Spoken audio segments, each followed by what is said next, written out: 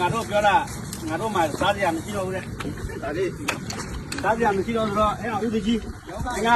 တို့ဒါပြန်ချက်မယ်ကြားလားပြန်ချက်ဆောင်မယ်ဒီဂျိုသားမြောက်လိုက်ဂျိုသားတကောင်ပြန်ချက်စားမယ်နောက်ကျူလာဖားတကောင်မှချက်စားမယ်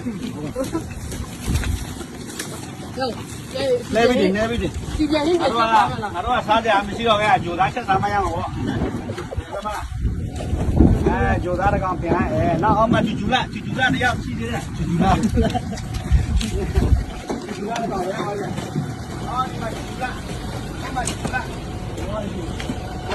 ဟုတ်တယ်မှာဟုတ်ပါပြီတော့ကျူလာထားလိုက်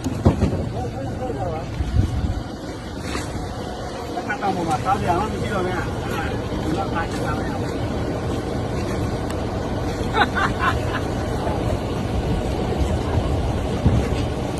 ကဲဦးတကြီးတေချာပြန်ချက်စားမနော်ဟုတ်ကဲ့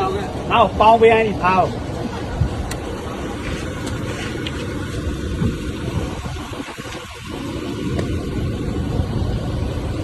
တက်ကောင်ငါတို့မှလည်းစားကြရမရှိတော့ဘူးအားချက်စားမရအောင်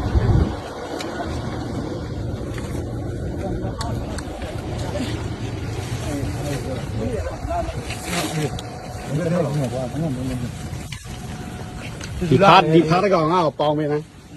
ဟာဒီလာဖားပမလွယ်ဘူး။မျက်လုံးနှလုံးကလည်းပြူးထွက်နေ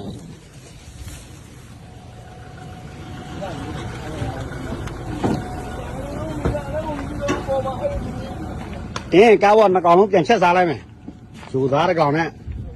တစ်ခါတောင်ပေါ်မှာစားစရာမရှိတော့ဘူးဒီမှာလော်ဘီတွေပြောတာနဲ့ပဲ။